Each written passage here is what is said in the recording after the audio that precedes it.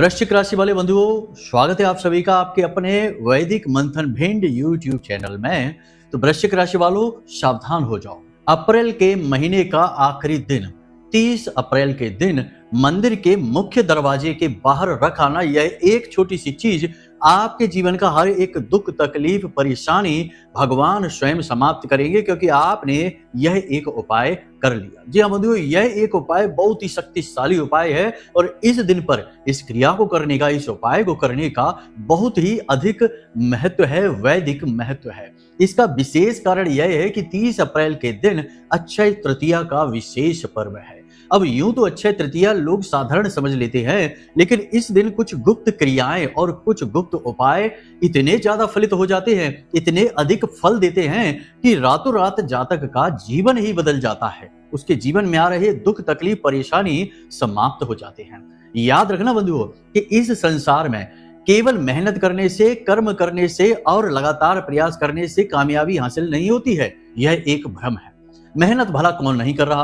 हर इंसान दिन रात प्रयास कर रहा है, कठोर परिश्रम कर रहा है, अपना धन, अपना तन और अपना मन लगाकर अपने काम धंधे, व्यापार या अपने नौकरी पेशा में आगे बढ़ने के लिए प्रयास कर रहा है। लेकिन क्या सभी कामयाब होते हैं? नहीं। सैकड़ों, हजारों में से कुछ एक दो गिने चुने लोग ही भाग्यवान बनकर उभरते हैं और अपने कार्यों में सफल होते हैं। दिन दूनी रात चौगनी कामयाबी हासिल करके दुनिया में नाम कमाते हैं, इज्जत, दौलत, रुतबा सब कुछ बना लेते हैं, लेकिन बाकी सब ज्यों के त्यों रहते हैं, बस संघर्ष ही करते रह जाते हैं। तो ऐसा क्यों होता है, कभी सोचा है आपने? हम आपको बताते हैं। ऐसा इसलिए होता है कि जब तक भगवान की कृपा, ईश्वर की नजर आपके ऊपर नहीं आएगी, तब तक आप मानव ही रहेंगे, मानव बनकर प्रयास करेंगे और मानव का जीवन संघर्षों के लिए बना है। संघर्ष करते करते जीवन भर आपका सारा का सारा समय, ऊर्जा खर्च होता रहेगा। आपको मिलेगा केवल उतना ही जितने में आपका बस जीवन यापन होता रहेगा। लेकिन जिस भी व्यक्ति पर ईश्वर की कृपा आ जाती है, भगवान का आशीर्वाद जिसे मिल जाता है, वह फिर मानव नहीं महामानव बन जाता है। और ऐसे लोग गिने चुने होते हैं समाज में, और ऐसे लोगों को हम भाग्यवान कह देते हैं, किस्मत का धनी कह देते हैं। लेकिन हम ये भूल जाते हैं कि भाग्य और किस्मत भी यदि हम चाहें तो अपने कर्मों से कुछ न कुछ ऐसी गुप्त क्रिया, उपाय, तंत्र मंत्र, साधनाओं से हासिल कर सकते हैं, ईश्वर की कृपा को जीवन में ला सकते हैं। क्या भगवान कोई भेदभाव करते हैं? नहीं, भगवान तो कोई भेदभाव नहीं करते हैं। जो भी प्रयास करेगा भगवान उसके लिए फल देंगे। ये तो भगवान का नियम है, ब्रह्मांड का नियम है। लेकिन अब हम सब कुछ यदि भाग्य पर ही छोड़कर बैठ गए हैं और आंख बंद करके बस मेहनत ही करने में लगे हुए हैं, तो फिर हमें उतना ही मिलेगा जिसके काबिल हम हैं। तो अब कहने का मतलब यह है कि जीवन में जो विशेष पर्व, विशेष त्योहार, तिथियां और योग बनते हैं, इनका लाभ लेने के लिए हमें गुपचुप तरीके से कुछ न कुछ प्रयास, उपाय, क्रियाएं, तंत्र मंत्र, टोटके करने पड़ते हैं। हर बड़ा आदमी, कामयाब आदमी जो आज वर्चस्व बनाकर बैठा है, कहीं ना कहीं चुपचाप गुपचुप रूप से इन क्रियाओं को करता है। और ये क्रियाएं ये लोग सीक्रेट बना देते हैं, गुप्त बना देते हैं, किसी को बताते नहीं है, क्योंकि इन क्रियाओं की खूबी यह है कि जितना इन्हें गुप्त रखा जाएगा उतना ही ज्यादा ये फलित होती है। तो कहने का मतलब यह है कि अब समय आ गया है जब आप भी जागरूक हो जाएं। और आज के कार्यक्रम में जो हम आपको बताने जा रहे हैं कि अप्रैल के अंतिम दिन आपको क्या करना है, इस क्रिया को अच्छी तरह से समझ लेना और कुछ जरूरी कार्य जो आपको आज इसी समय से शुरू कर देना है, इन्हें भी अच्छी तरीके से समझ लेना है। कुछ सावधानियां हैं, इनके बारे में भी जान लेना है। कहने का मतलब यह है कि ए से लेके जेड तक, शुरू से लेके अंत तक पूरा कार्यक्रम ज्ञान से और अद्भुत सूचनाओं से भरा हुआ है, जो जीवन को निश्चित तौर पर 100% बदलने का दम रखती है। तो आपको इस कार्यक्रम का एक पल, एक क्षण भी मिस नहीं करना है।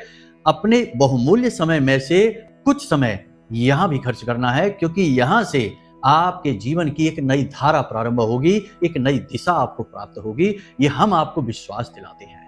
तो चलिए महामाई का आशीर्वाद लेते हैं और आज इस कार्यक्रम को खुशियों के साथ, माई के अभिवादन के साथ शुरू करते हैं। जयकारा लगाते हुए कमेंट बॉक्स में पूरे प्रेम के साथ लिख डालिए, जय मां भद्रकाली कृपा करो। महामाई निश्चित तौर पर कृपा करेंगी, अपने लाडलों पर, अपने बच्चों पर कृपा नहीं करेगी। मां तो कहां ले जाएगी अपनी कृपा? बस माँ के लाडले बनने की देर है, भाव लाने की देर है। महामाई को कुछ नहीं चाहिए, केवल हमारा भाव चाहिए, हमारी भक्ति, हमारी श्रद्धा चाहिए, बस। बाकी तो फिर माई अपनी झोली हमारे ऊपर ऐसे फैलाएंगी, ऐसे हमारे ऊपर चीजें बरसाएंगी कि हम गदगद हो जाएंगे और माई के लाड़ प्यार में झूमने लगेंगे। ये सारी भावनाओं की बातें होती हैं। हम तो निरंतर माई के ध्यान में रहते हैं, लीन रहते हैं उनकी भक्ति और उनके नाम स्मरण में, इसलिए हम कुछ ज्यादा ही भावुक हो जाते हैं। थोड़ा समय आपका ले लिया, क्षमा करें। चले आगे बढ़ते हैं, अपने मूल विषय को प्रारंभ करते हैं। एक बात और कि यदि माई के लिए सच्चा भाव मन में है तो एक काम जरूर करिए। हर बार हम कहते हैं, फिर कहते हैं कि कमेंट बॉक्स में ये जरूर लिख डालना कि मैं भी माई के परिवार का हिस्सा हूं। आप माई के परिवार के हिस्से बनिए, फिर माँ कैसे आपको लाड़ प्यार दुलार देती है ये खुद आपको पता चल जाएगा। तो चलिए कमेंट में लिख डालिए। चलिए अब अपने मूल विषय को प्रारंभ करते हैं, ध्यान से सुनिए। प्यारे मित्रों, हमारे अत्यंत प्रिय और परम पूज्य अमिताचार्य जी के पास माँ बगलामुखी और माँ भद्रकाली की साधनाओं का वर्षों का अनुभव है और माता रानी की इनके ऊपर पूर्ण कृपा और सिद्धि है। आचार्य जी ने अपने सटीक कुंडली विश्लेषण और श्रेष्ठतम उपायों के माध्यम से हजारों लोगों के जीवन को खुशियों से भरा है। आचार्य जी का कुंडली विश्लेषण और उपाय करवाने का तरीका इतना अद्भुत है कि जीवन के हर एक दुख और कष्ट का कारण जड़ से ही समाप्त हो जाता है। फिर समस्या चाहे जैसी भी हो, कर्जा बहुत बढ़ गया हो, व्यापार चल नहीं रहा हो, बीमारियों में आप बर्बाद हो चुके हो, रिश्तों में प्रेम समाप्त हो चुका हो, या फिर नौकरी ही ना मिल रही हो, विवाह में देरी होती हो, कैसी भी समस्या हो, इन समस्याओं का कारण क्या है, कौन सी महादशा परेशान कर रही है, कौन सा दोष लगा हुआ है, सब कुछ आचार्य जी इतना सटीक बताते हैं कि वर्षों वर्ष के दुख कुछ ही दिनों में समाप्त हो जाते हैं। अगर आपके जीवन में भी कोई ऐसी संकट की घड़ी है तो यही सही समय है जब आप पूज्य आचार्य जी के हाथों से अपनी कुंडली का विश्लेषण करवाएं और वर्षों से चल रहे दुखों और संकटों के इस चक्र से बाहर निकल जाए। प्यारे मित्रों, अभी वीडियो में दिए गए नंबरों पर फोन करिए और अपनी कुंडली का श्रेष्ठतम आकलन करवा डालिए। जिंदगी बदलने का ये सबसे बड़ा मौका हाथ से मत जाने दीजिएगा। जय माई की। महामाई आपका कल्याण करे। सबसे पहले हम आपको बता दें कि ये अक्षय तृतीया है क्या। आपने सुना बहुत है कि अक्षय तृतीया, अक्षय तृतीया।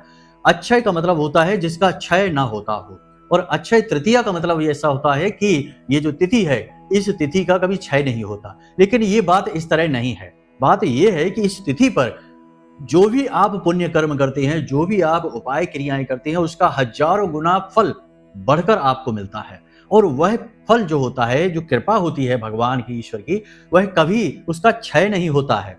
जी हाँ, इसीलिए इसे अक्षय तृतीया कहते हैं। अब शास्त्रों को यदि खंगालेंगे तो बहुत सारी बातें निकल आती हैं। भगवान परशुराम का जन्म भी इसी तिथि पर हुआ था।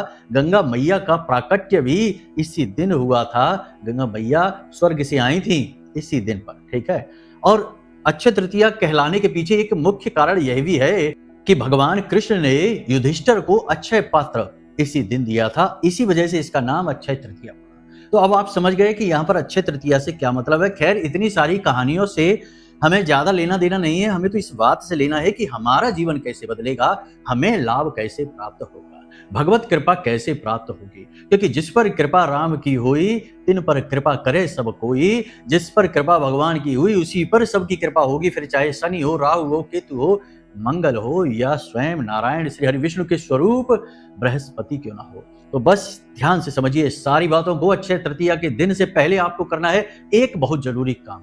हम हमेशा कहते हैं कि कोई भी शुभ पर्व, शुभ दिन, शुभ घड़ी जीवन में आती है तो सबसे पहला काम यह करिए कि अपने घर में, अपने घर के पूजा घर में लक्ष्मी कलश स्थापित कर लीजिए।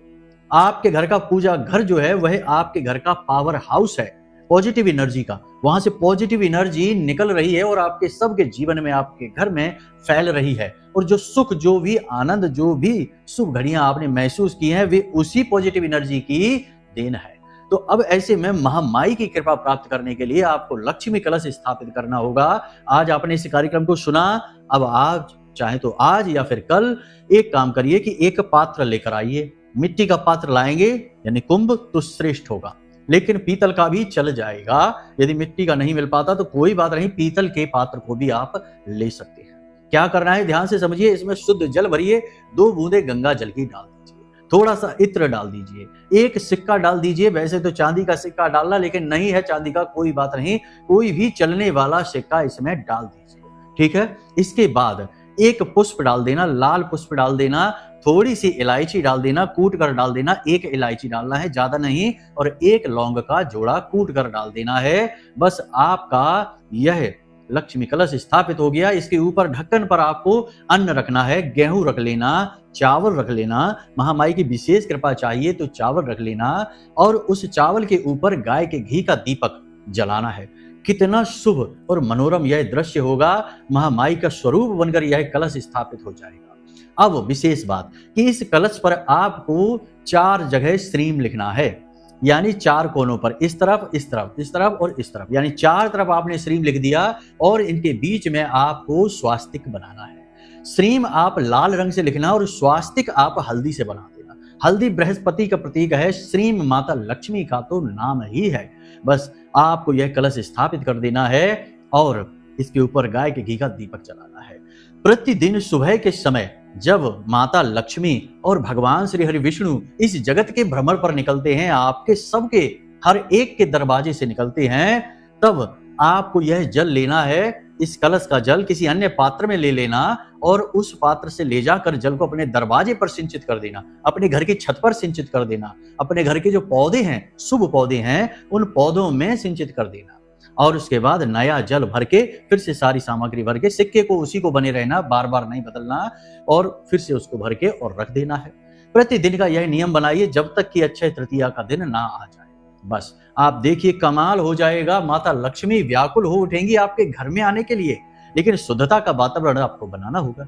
जब आप इस कार्य को करना शुरू करें तो कोशिश करें कि आप और आपके घर में कोई भी शराब, मांसाहार, जुआ आदि कार्यों में लिप्त ना हो। सबको समझाइए, निवेदन करिए हाथ जोड़कर कि बेटा, अगर बेटा है आपका या भाई है, कोई भी है, उनसे हाथ जोड़कर निवेदन करिए कि कृपा करके थोड़ा सा रहम करिए, हमारे जीवन में ईश्वर की कृपा आने दीजिए, बाधक ना बनिए। ऐसे कार्यों को कुछ दिन के लिए रोक दीजिए, और आप तो इन कार्यों को भूल कर भी नहीं करना, वरना तो फिर बहुत परेशानी आएगी। क्योंकि एक तरफ तो आपने देवताओं की कृपा पकड़ी और दूसरी तरफ राक्षसी कार्य भी करते रहे, तो फिर 2 नाव की सवारी यानी बर्बादी की तैयारी।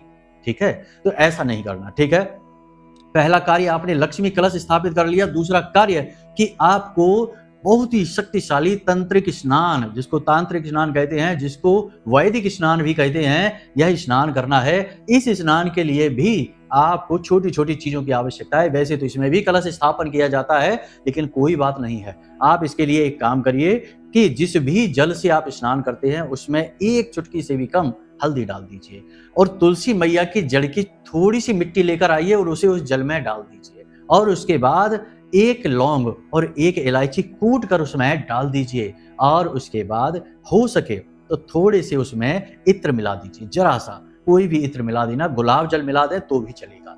बस इस जल से आप स्नान कर लीजिए, कमाल ही हो जाएगा। आपके जीवन में, आपके शरीर में रोग दोष होंगे समाप्त हो जाएंगे, नकारात्मकताएं, उल्टे सीधे विचार आते होंगे। राहु की महादशा, शनि की महादशा, 7.5 अंतरदशा, या फिर किसी भी प्रकार की नकारात्मकता किसी ग्रह से हो, या किसी का किया कराया टोना टोटका तंत्र मंत्र नजर बाधा हो, सब समाप्त हो जाएंगी। भगवान सारी की सारी समस्याएं आपकी हर लेंगे, क्योंकि यह हरि को समर्पित त्योहार है, और नारायण श्री हरि विष्णु को ही तो हरि कहते हैं। जो सबकी समस्या हरे वही है हरि। ठीक है, तो बस हरि को समर्पित है तो आपकी समस्याएं हर ली जाएंगी। तो यहां तक आपने सारी बातें समझ ली हैं। अब विशेष बात कि आपको मंदिर के बाहर रखकर आना है, इसको समझ लीजिए अच्छी तरह से। ये जो कार्यक्रम है हम आपको बता रहे हैं, ये कार्यक्रम पूर्ण रूप से वैदिक और शास्त्रीय पद्धतियों पर आधारित है, तो इस पर शक बिल्कुल मत करना, इन बातों को हल्के में बिल्कुल मत लेना। जिसने ये किया है उसका जीवन बदला है। हजारों मैसेज, हजारों फोन कॉल्स हमारे पास पड़े हैं जिन्होंने इन चीजों का प्रयोग किया है, क्योंकि हम समय समय पर ये चीजें बताते रहते हैं, कोई पहली बार नहीं बता रहे। तो जो प्रयोग करते हैं उनके जीवन में चमत्कारी परिवर्तन हुए हैं, तभी हम इन क्रियाओं को फिर से बता रहे हैं। तो अब ध्यान से सुनिए, तुलसी मैया तो आपके घर में लगी ही होंगी, सबके यहाँ होती है, ऐसा कोई हिंदू ही नहीं जिसके घर तुलसी मैया ना हो। तो तुलसी मैया जब लगी होती हैं तो उस पौधे में कुछ लकड़ियां सूखती रहती हैं, तो उन्हें कभी भी भूल कर भी तोड़ तो आपने लिया, लेकिन फेंकना नहीं है, इस बात का ध्यान रखना है। फेंकना नहीं है, उन लकड़ियों को उठाना है और एक जगह किसी लाल कपड़े में लपेट कर सुरक्षित रख देना है। ठीक है। यदि पौधा ही सूख गया पूरा तो कोई बात नहीं, किसी नकारात्मक ऊर्जा की वजह से ऐसा हुआ होगा। उस पौधे को जड़ से निकाल लें और उसके बाद उसे लाल कपड़े में लपेट कर रख दें सूखे पौधे को, और नए पौधे को वहां रोपित कर दें। तो अब आपको ध्यान से सुनना है कि अगर आपके पास पहले से ही कोई पौधा सूखी हुई लकड़ी का तुलसी मैया का रखा हुआ है तो बहुत ही अच्छी बात है। नहीं रखा है तो फिर तुलसी मैया के पौधे के पास जाइए और उसमें देखिए कि कोई लकड़ियां ऐसी हों जो सूखी हुई हों। ठीक है, ध्यान से समझते जाना, सूखी हुई लकड़ियां हों। अब कोई हरी लकड़ी को ना तोड़ डालना, ना ही किसी लकड़ी को ऐसी को जिसमें पत्तियां लगी हों, उसे नहीं तोड़ना। 2-4 लकड़ियां भी सूखी मिल जाएंगी तो आपका काम हो गया, आपका भाग्य चमक गया, ये मानकर चलिए। क्योंकि तुलसी मैया भी माता लक्ष्मी का ही प्रतीक मानी जाती हैं, वृंदा हैं। ठीक है, तो कहानियां तो बहुत हैं, शास्त्रीय व्याख्यान बहुत सारे हैं, इनकी चर्चा करने का मन तो बहुत करता है कि खुलकर बताई जाए सारी बातों को बहुत अच्छे से विस्तार से, लेकिन क्या करें, समय की सीमा हमें बांध देती है। तो चलिए कोई बात नहीं, ध्यान से समझिए। 2-4 लकड़ियां भी अगर तुलसी मैया की सूखी मिल जाती हैं, ठीक है, तो समझिए आपका भाग्य चमक गया। इन लकड़ियों को आप उठा लीजिए, निकाल लीजिए तुलसी मैया से निवेदन करते हुए। जब आप निकालें तो रविवार एकादशी का दिन ना हो, चतुर्थी का दिन ना हो, अमावस की रात ना हो, रात तो कोई भी ना हो, रात्रि के समय, शाम के समय तो कैसे भी ना निकालें, दिन के समय करें। रविवार के दिन भी ये कार्य ना करें।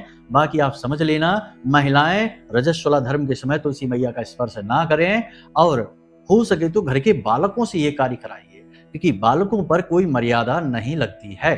तो बालकों से यह कार्य कराइए, बालकों के संस्कार भी उज्जवल होंगे, संस्कारवान बनेंगे आपके बालक। उन्हें ऐसे कार्यों में जरूर शामिल किया करिए। पूजा पाठ के, धर्म कर्म के कार्यों में बालकों को पहले शामिल करिए, क्योंकि वे आपका भविष्य हैं, आपकी आने वाली पीढ़ी है। तो संस्कारवान पीढ़ी यदि आप संसार को देकर जाते हैं तो यह संसार में आपका दायित्व का निर्वहन होगा। तो आप बालकों का प्रयोग करिए। लकड़ी आपने ले ली, छोटी छोटी सी लकड़ियां हैं, इन्हें रुई में लपेटना है।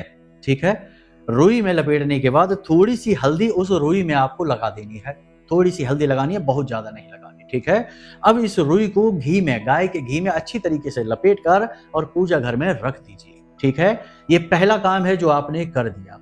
अब दूसरा कार्य आपको यह करना है कि इस लकड़ी को जो आपने लिया है, इसमें जो रुई लपेटी है, इसे अक्षय तृतीया के दिन शाम के समय, यानी गोधूली अवस्था के समय, यानी कि लगभग 6:30 से 7 के बीच में, ठीक है, जब दिन और रात्रि का मिलन हो रहा होता है, वह हमारे शास्त्रों का बहुत ही पवित्र समय माना गया है। उसे गोधूली कहा जाता है। यानी पुराने जमाने जब गैया चराने जाते थे लोग, तो गैया वापस आती थी इस समय पर, तो धूल उड़ती थी वातावरण में, तो इसे गोधूली काल कहा गया। तो आपको उसी समय पर यह कार्य करना है, क्योंकि गायों से तो भगवान श्री कृष्ण का, नारायण का गहरा नाता है, इसलिए इस समय का चुनाव किया जाता है। हर एक चीज की व्याख्या हम करके आपको बताते हैं, समझना आपका काम है। तो आपको मंदिर पहुंच गए आप, अब आपको मंदिर के दरवाजे पर बैठना है। ठीक है, उसके बाद आपको मिट्टी का दीपक लेना है।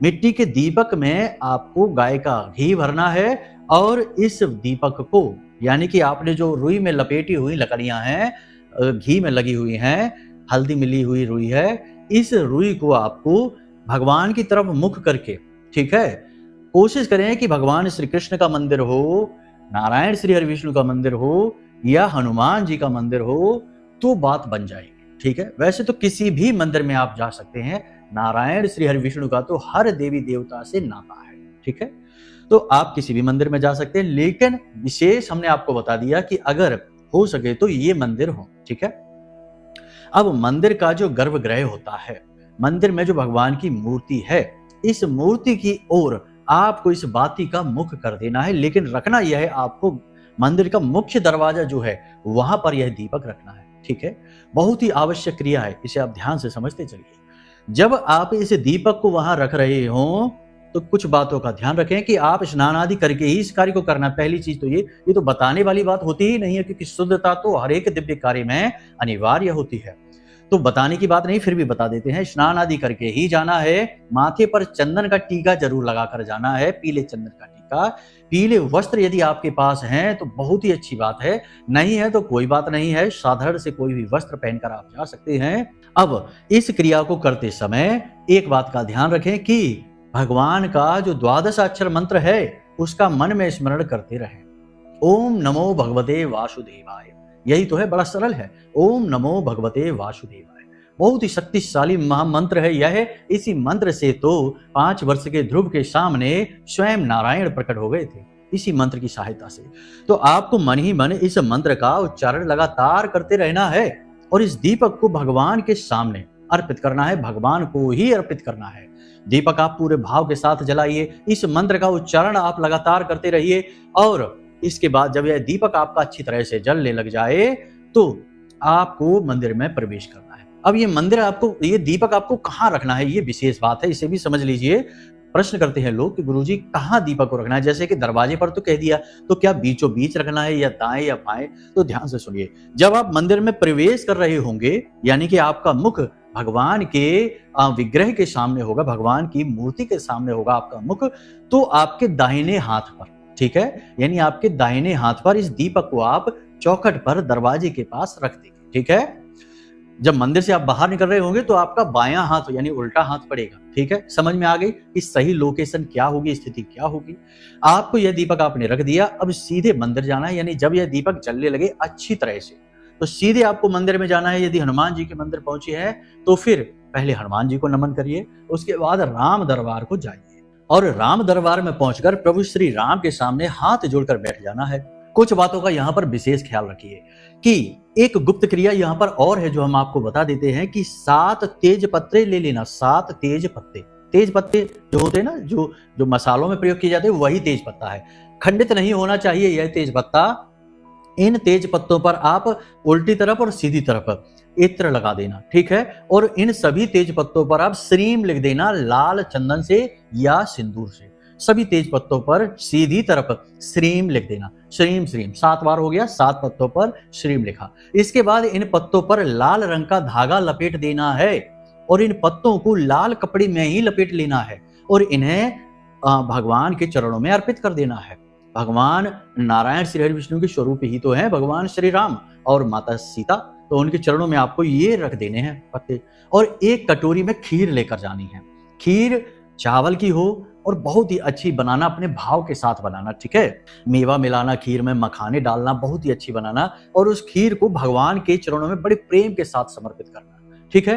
तो आपने क्या करना, वहीं पर बैठकर दीपक जला लेना, गाय के घी का एक दीपक जला लेना, बैठकर इसी 12 अक्षर मंत्र का 10 से 15 मिनट लगातार जाप करते रहना है, ठीक है। फिर उसके बाद भगवान से हाथ जोड़कर बड़े भाव के साथ, पवित्रता के साथ अपनी तकलीफ बताना है, अपना दुख बताना है, अपनी परेशानी बतानी है और माता लक्ष्मी को अपने जीवन में, अपने घर में आने के लिए आमंत्रण देना है। जी हाँ, बहुत ही भाव के साथ कि मैया आप हमारे घर चलो, हमें आपकी बहुत आवश्यकता है, आपके बिना तो हम अनाथ हैं, आपके बिना हमारा जीवन बिल्कुल सूना हो चुका है और हम नन्हे मुन्ने बालक हैं, हमें आपकी बहुत अधिक आवश्यकता है।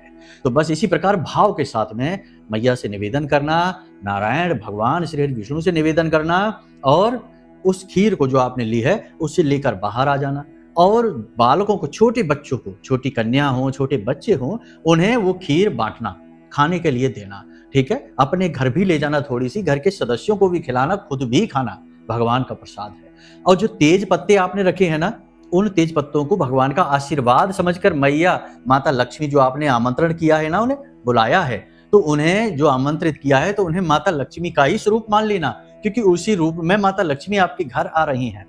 उन्हें लेकर आ जाना और चुपचाप अपने घर की तिजोरी में या जहां पर भी आप धन संचय करते हैं वहां पर इन पत्तों को रख देना, चुपचाप, किसी से कुछ बताना नहीं, कहना नहीं, कुछ भी चर्चा नहीं।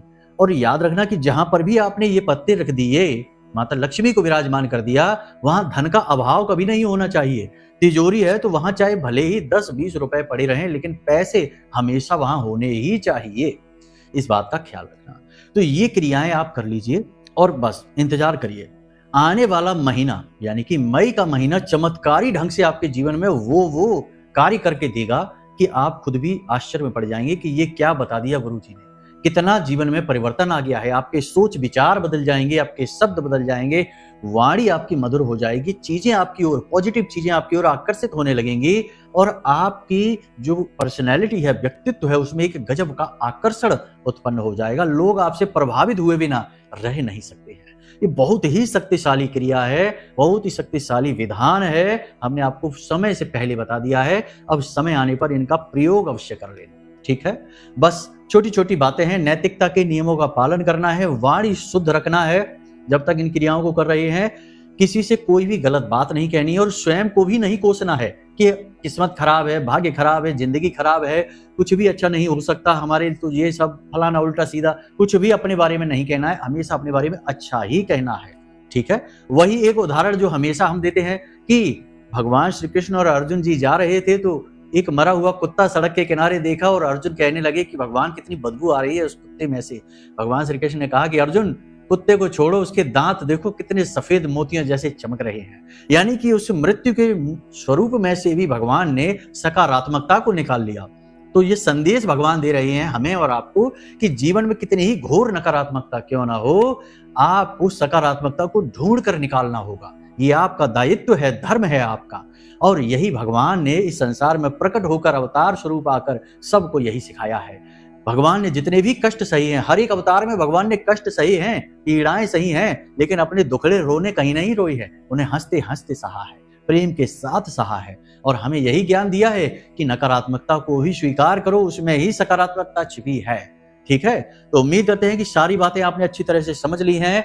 फिर भी यदि कोई मन में प्रश्न उठे या कुंडली का विश्लेषण आपको कराना हो तो वीडियो में नंबर दे दिए हैं, इन नंबरों पर फोन करिए, सारी जानकारी प्राप्त करिए और अपनी कुंडली का विश्लेषण करा लीजिए छोटी सी दक्षिणा के साथ। हम स्वयं आपकी कुंडली का विश्लेषण करके देंगे, समस्याएं क्या हैं, समाधान क्या है, अच्छा समय कब आएगा और यदि नहीं आने वाला है तो फिर किस उपाय और क्रिया से जीवन आपका चमत्कारी ढंग से बदलेगा। ये सारी बातें हम आपको बता देंगे। हजारों लोगों ने जीवन में उन्नति तरक्की प्राप्त कर ली है, अब आपकी बारी है। ठीक है, तो चलिए बंधु, आज के इस कार्यक्रम को यही विराम देते हैं। हमेशा हंसते रहिए, मुस्कुराते रहिए, सकारात्मक रहिए, हमेशा रहिए। जीवन में आपको सकारात्मक रहना ही होगा, ये आपका दायित्व है, आपका धर्म है। महामाई पर अपनी आस्था और विश्वास बनाकर रखिए, क्योंकि आपका उद्धार तो महामाई के द्वारा ही होगा। तो चलिए बंधु, प्रेम से बोलिए जय माई की। महामाई आपका कल्याण करें। धन्यवाद। हमारे प्रिय और परम पूज्य आचार्य जी ने अपनी साधनाओं के अनुभवों पर आधारित शक्तिशाली उपाय और क्रियाओं के माध्यम से हजारों लोगों के जीवन को पूरी तरह से बदला है। आचार्य जी के द्वारा बताया गया हर एक उपाय इतना सटीक और कारगर होता है कि जो भी इसे पूरे भाव के साथ कर लेता है उसे साक्षात महामाई की कृपा और आशीर्वाद प्राप्त हो जाती है। इसलिए निसंकोच इन उपायों को पूरे भाव के साथ करिए, आपका कल्याण होगा। जय माई की।